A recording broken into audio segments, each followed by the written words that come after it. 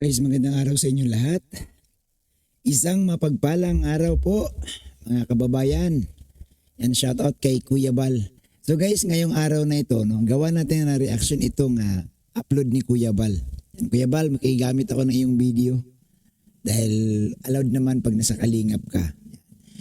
Guys, dito sa title ni Kuya Bal, nakita ko kaagad si AR ang nag-utos na balahurain ang kalingap. Totoo kaya ito? Totoo kaya ito na ang isang AR na big time na sponsor nag-utos na balahurain ang kalingap? Guys, ibahagi po ang inyong opinion. Ibahagi ninyo ang inyong opinion sa ating pinag-uusapan sa araw na ito. Comment po. Ibahagi ang inyong opinion sa pamamagitan po ng ating comment section, atin po yung bababasahin. So ito, tuloy tayo. Pakinggan natin itong live ni Kuya Bal at siyempre gawan din natin ng reaction. Go, go. Yan. Go, Kuya Bal. Ay, magandang araw po sa ating lahat, mga Magandang kaibigan. araw, Kuya Bal. Kumusta? Shout out po sa ating lahat. At ngayon pong araw na ito po, ating pong bibigyan po ng konting reaksyon. Itong usapin, ano po, na kasuhan tungkol po kay ER at kay Mang Iking o Dr. Love. Sapagkat dito po, mga kaibigan, ay mayroong binulgar itong si Mang Iking o Dr. Love. Sapagkat inutusan daw po pala ni ER. Ano? Guys, sino ba itong ano? Ano bang totoong pangalan nitong AR na ito? Itong AR, ano ba ibig sabihin nito? Ito ba ay abbreviation lang o ito talaga ang tunay niyang pangalan? Kasi controversial ito ngayon dahil sa live ni Dr. Love, kumbaga nagsorry siya dito na hindi daw niya kaya gawin yung mga iniutos. So kasama ito guys sa mga big time sponsor. At sa live ni Sir July Paunil, nababasa ko doon na ito daw pala si Ma'am ER ang nagpapaaral, no, sa anak nila Red Zane, sa kanino pa mang vlogger, pinapaaral nito. At siyempre kay Beyonce, supporter daw talaga ito ni Beyonce. Itong si Ma'am ER po, ito ngayon ang trending na naman na dati hong supporter, dating sponsor ni Dr. Love, pero ngayon nagkakahiwalay na sila at nagsisiraan na at nagbabanta pang magkakasuhan. Itong si Dr. Love na banatan, tirahin po Ang kalingap. ang Team Kalingap.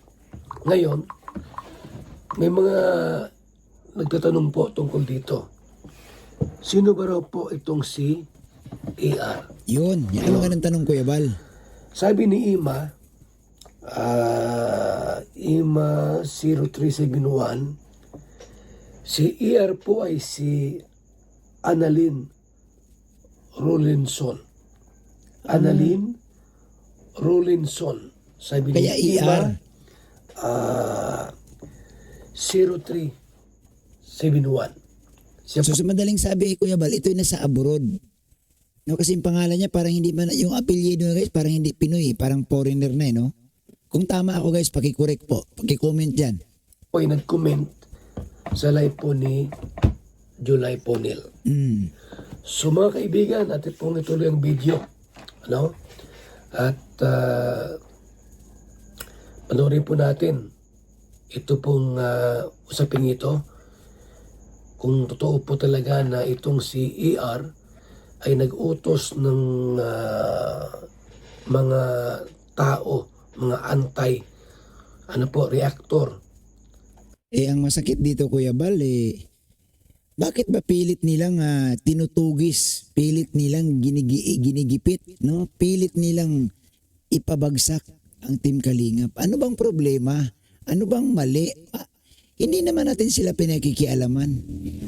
'Di ba? Ano ito ba? Ano ba talaga, no? Ano ang dahilan? Bakit pilit nila, no? Pilit nilang pababagsakin ang Kalinga, pilit nilang binabalahura. Guys, mag-comment kayo dyan. Kasi sa opinion ko, parang hindi kaya naiinggit lang ito. Hindi kaya ganito ang gusto nilang gawin kasi yung ginagawa ni Kuya Bal, hindi nila kayang gawin. Yung pagpapagawa ng maraming bahay. Pagtulong sa ating mga kababayan, hindi nila kayang gawin. Ano kaya guys ang totoong dahilan? Kasi marami po, no? Isa ako sa mga nagtatanong, ano ba talagang dahilan nila? Bakit gusto nilang pabagsakin ang Kalingap? Kagaya nito, no? Ito nga si Ma'am AR na ang sabi nga ni Dr. Lab, isa daw ito sa mga nag-utos na pabagsakin ang Kalingap, pabanatan ang Kalingap, balahurain ang Kalingap. Bakit? Bakit? So guys, ibahagi niyo po ang inyong comments, ang inyong opinion sa pamamagitan po ng ating comment section diyan po sa ating channel. Paki-comment lang po. Ano ba talaga sa tingin ninyo? Ano po ang inyong nakikita na dahilan nila? Wala akong makita guys, kundi insecure, hindi inggit. Kasi kung ikay gumagawa ng mabuti, ang dami talagang nangihila sa iyo pababa. Para kang puno ng mangga na kung maraming bunga, marami rin namang nambabato, maraming nangunguha. So yun po talagang nakikita ko na wala akong ibang makita. Hindi man sila pinakikialaman ni Kuya Bal, hindi man sila ginigipit ni Kuya Bal, hindi man sila binabalahura ni Kuya Bal. Pero sila grabe, no? Gagamit sila ng mga reaktor ng mga antay para tirahin ang Kalingap. Para tirahin kaming nasa Kalingap. Ito po ang video po mga kaibigan. Panoorin po natin muli itong video po na ginawa ni Julie Ponel na reaction video. Mga kaibigan, mga Kalingap. Hindi ko magagawa yung gusto ninyo, gusto mo. Ulitin natin ha. Kasi ito mahirap po may drop name dito eh. Kaya kung ako doon sa concern, liliwanagin ko ito kung totoo o hindi. Kasi mamaya nagagamit lang din ang pangalan niya. Diba po? Mahirap Correct. yun eh. Lalo kung ikaw ay may magandang imahe ka. Anong nasa Kalingap pa yung tinutulungan na yan ang ganda-ganda ng record mo sa Kalingap. Tapos maalaman-laman natin, ito pala ang sinasabi ni Mang Iking. Yan.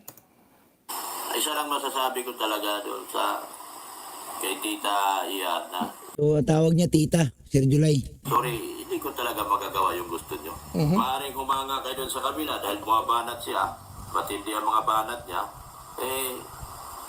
Kasi, mahirap yung Ang tinutukoy niya po na kabila, bumabanat siya, si Pisot po yun. Yun. So nakikita ko na.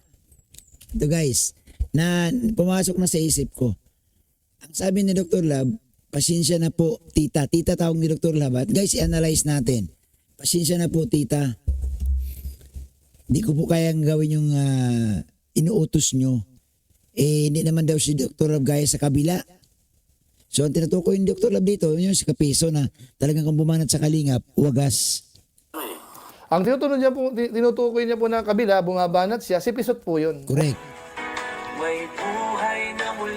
So parang tinanggihan po ni Dr. Lab, ni Mang Iking, Yung yung over. utos ni Ian Yung utos. na banatan ang Kalingap. Banatan tayo, banatan po ang si Kalingap Ram. Ganon. Hindi raw niya po kayang gawin na tumira o bumanat sa kabila. So, ibig sabihin Kuya Bal, kahit magpahanggang sa ngayon, si Dr. Lab, may natira pa rin katiting na takot o respeto. Kasi tinanggihan niya ito eh. Alam naman natin itong si Ma'am ARA, mukhang bigating sponsor ito at suportado sila ni Dr. Lab at si Redsen. Pero dito sa sinabi ni Dr. Lab, sorry tita, no? Hindi ko kayang gawin. So binanggit din po ni Dr. Lab na iba siya doon sa kay Kapisot. Sa kabila. Kasi talagang bumabanat si Kapisot, mga kaibigan.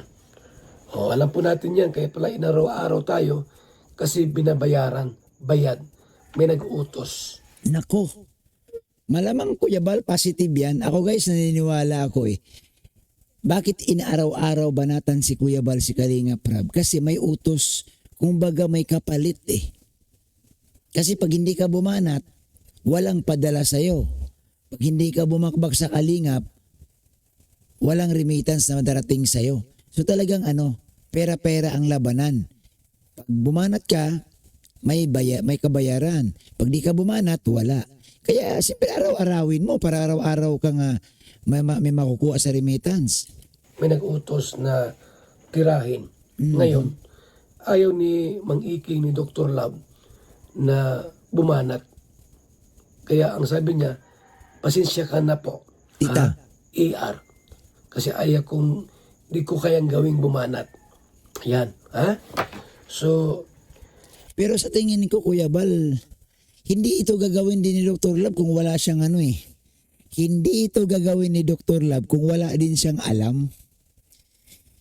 Sa tingin ko kasi, ganito tingnan natin, guys, analisahin natin. Sponsor ni Dr. Love yan. Alam naman ito, pinapasalamatan niya yan kasi tinulungan siya. Sponsor ni Dr. Love.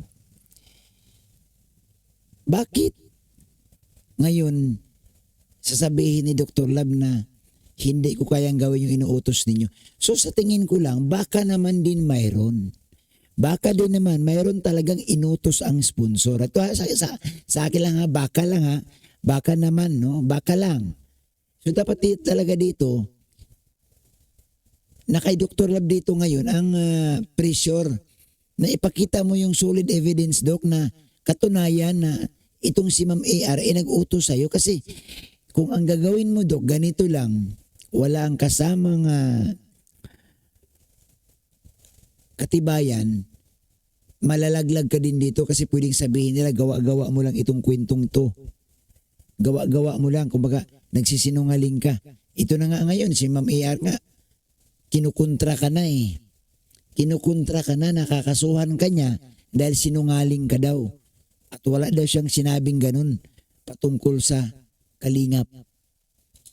kumbaga sa po, kung si Kapisot ay tumira, bumanat sa Kalingap, at walang pakundangan na binabalahura tayo, gumagawa ng kwento para tirahin po ang Kalingap, tirahin tayo. Si Dr. Love daw po, itong si Dr. Love ay tumanggi kay ER na tumira, na tirahin po at banatan ang Kalingap. So tuloy tayo ang video mga kaibigan. Tuloy pa po natin ang video. Itong reaction po ni Junay Ponil. Huwag nang magpaligoy-ligoy. Ang tinutukoy niya po dito, si Pisot. Ito na kasi yung time na kung saan nakaporma na ho si Pisot kay dito sa pamilya. Sa Tapos Batalero yung sa family. sponsor din, kasi may pagkakataon ding live na pinupuri-puri din ho si AR ni Pisot. Na pakiramdam ko anong napakinggan ko yon, para bang close ba sila?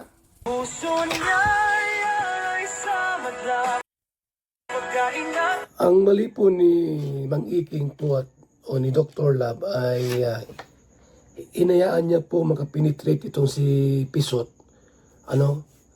sa pamilyang Batalero. Di, Kuya Bal, mahirap kasi Kuya Bal harangin si Pisot. Kasi Kuya Bal, ganito no? Nakikita ko Kuya Bal, itong strategy ni Kapeso. Kaya paborito siya ng mga anti-Kalingap kasi tumitira siya ng pabalang eh. Ibang wala na sa ayos, basta ngawa lang siya ng ngawa, bakbak lang siya ng Kalingap. Ang isang tao kasi, pagalit sa Kalingap, pupunta yan sa antay at magsusumbong doon. Lalo pa kung big time sponsor yan. Babanat ngayon, no? Si Kapeso sa Kalingap. Kaya minahal din talaga siya ng mga antay dahil matapang eh. Tinugurian siyang matapang. Si Dr. Love hindi. Makakapenetrate talaga Kuya Bal kasi ang sponsor na ang gumigiya ang sponsor na po ang nagtitimon. Kunyari, sasabihin, o sige punta ka ng Daet, punta ka sa Batalero family, magdala ka ng maraming appliances, ibigay mo sa Batalero family. Tapos pagkatapos nun mag-collab kayo, mag-live kayo ni Beyonce. Siyempre susunod Kuya Bal si Kapeso. Hindi ka alangan, hindi ka susunod. Siyempre, bumili sa'yo ng maraming appliances. O kumita ka.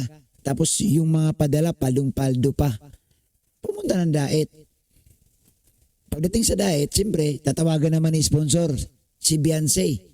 O anak, papunta dyan si Kapeso ha, may pinadala akong mga ganito. Washing machine, electric pan, gas tube. May padala ako dyan. So, siyempre, tungtuwa naman si Beyonce, magpapasalamat yun, ng gusto. O, ang sasabihin ni sponsor, anong sasabihin? Nak, mag-collab kayo ni Kapeso sa live para naman makita ng kabila, para maasar sila. No, para mainggit sila lalo. O, kita mo lang. Makakapenetrate talaga dahil si Beyonce nakokontrol na Kuya Bal ng mga sponsor. Wala na silang sariling desisyon, wala na sila talaga sariling paninindigan. Nasunod sila sa sponsor. Eh bakit tinanong Kuya Bal ngayon? Bakit si Dr. Lab iniwan? Scouter iniwan? Samantalang ilang taong pinaglalaban ni Dr. Lab yan. Ilang taon din na mga magkasama sila ni Dr. Lab. At kung di dahil kay Dr. Lab, hindi siya mailapit kay Kalinga Prab. Oh, bakit iniwan ni Beyonce? Dahil sa sponsor. So sponsor na ngayon ang nasusunod. Kaya nga ang sabi ni Dr. Lab, magkaiba na kasi kami. Yung sponsor ni Beyonce, antay na ayaw na sa akin, nag-antay Dr. Lab na. At ang gusto na makasama ni Beyonce, ang gusto ng sponsor na ang makasama ni Beyonce, ito na nga, itong si Kapeso. Nakaka-penetrate. Hindi pwedeng harangin Kuya Bal ni Dr. Lab yun kasi sponsor yun, big time sponsor. Kumbaga, ganito ang labanan, no? Kuya Bal, ganito ang labanan. Talagang ma-out talaga si Dr. Lab. Kasi si Dr. Lab wala mang binibigay may sinabi pa nga dyan si Beyonce na gamit na gamit siya kakatamnil Pero walang binibigay kahit man lang electric pan. Doon nasira si Dr. Lab. Wala. Yun ang mali niya doon. Inayaan niya po makapenetrate, makapasok sa pamilyang Batalero at makapurma. Kaya talagang delikado siya dito. Kasi ito pong si Kapisot po, tumitira siya Yes. No? Talagang Yan ang paborito ng lakas loob mga siyang anti-viewers, Kuya Bal. tumitira ng mga paninira sa Kalingap na hindi niya alam, pwede siyang mapahamak dito. Correct. Pwede siyang makasuhan. Pero dahil po sa ganito nga na binulgar ni Mang Iking, ni Dr. Lab, na binabayaran pala sila. Ayan. So guys, lumalabas doon guys, no, na ayon kay Kuya Bal, binabayaran, no? Ayon kay Kuya Bal ito guys, binabayaran itong mga anti-reactor para banatan ng Kalingap. So booking na. Nako. So abangan natin guys, abangan natin. So sa ngayon, mag-aabang tayo, no, kung ano talagang official o maglalabas ba si Dr. Lab ng katibayan. Kasi itong si Ma'am AR sa live ni Sir July nandoon nagpapaliwanag. So abangan natin guys, no, abangan natin. Sa ngayon mag-aabang ang ating mga taga-subaybay kung ano talaga ang kahinatnan nitong nag-iba na ito, no? Dr. Lab versus sponsor na. Nanganganak itong issue, no? Kay Dr. Lab at saka sa kay Beyonce at saka sa big time sponsor. Nanganganak pa ito guys. So abangan natin. So guys, huwag pong kalimutan i-like I-like niyo po ang ating upload videos. Suportahan natin si Kuya Bal, si Kalinga Prab at si Ate Edna. At syempre, huwag pong kalimutan guys, hit ang notification bell para updated naman kayo sa gagawin kong mga reaction video. Salamat po mga Kalingap.